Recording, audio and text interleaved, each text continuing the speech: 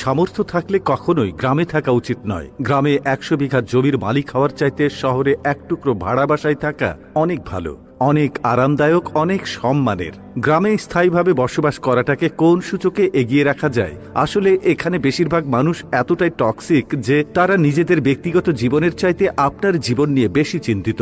আপনার চুল বড় কেন, অনার্সে পড়া সত্ত্বেও মেয়ের বিয়ে দেয় না কেন, 25 বছর বয়সে আপনি বেকার কেন, আপনার কোনো ব্যাচমেট বা আপনার সমবয়সী কেউ যদি বিদেশে গিয়ে লাখ লাখ টাকা কামায় তাহলে আপনি এখনো পড়াশোনা করছেন কেন, এসব আজগুবি বিষয় নিয়ে তাদের অনেক টেনশন। গ্রামের সব থেকে বোকা মানুষটাও শহরের মানুষকে এক হাটে 3 বার বিক্রি করতে পারবে। সামান্য জমি জমা নিয়ে যে কূটনৈতিক খেলা চলে গ্রামের মুরব্বীদের মাথায়, তা আন্তর্জাতিক কূটনীতিকদের মাথায়ও খেলবে না। আপনি পুকুরে যত্ন সহকারে মাছ চাষ করবেন, একদিন ঘুম থেকে উঠে দেখবেন সব মাছ মরে ভেসে আছে। আপনি কিছু নতুন ফুল ফলের গাছ রোপণ করবেন, সকালে দেখবেন গাছের গোড়া থেকে ভেঙে রাখা হয়েছে। এমনকি আপনার বোনের কিংবা মেয়ের বিয়ে ঠিক করবেন, সহজ সরল কেউ একজন নিজে সিএনজি ভাড়া করে যে বরপক্ষের কাছে দুর্নাম করে বিয়ে ভেঙে দেবে। মাঝে মধ্যে তারা এমন কিছু বিষয় নিয়েও চিন্তিত হয় যেসব বিষয় নিয়ে আপনার ফ্যামিলি মাথায় ঘামায় না। গ্রামের টক্সিসিটির আরো একটি বিরাট পার্ট হচ্ছে ঝগড়া। আপনি এমন কোনো বাড়ি খুঁজে পাবেন না যেখানে জায়গা জমি নিয়ে বিবাদ বা বিরোধ নেই। প্রত্যক্ষ এবং পরোক্ষভাবে এই ফ্যামিলি সেই ফ্যামিলি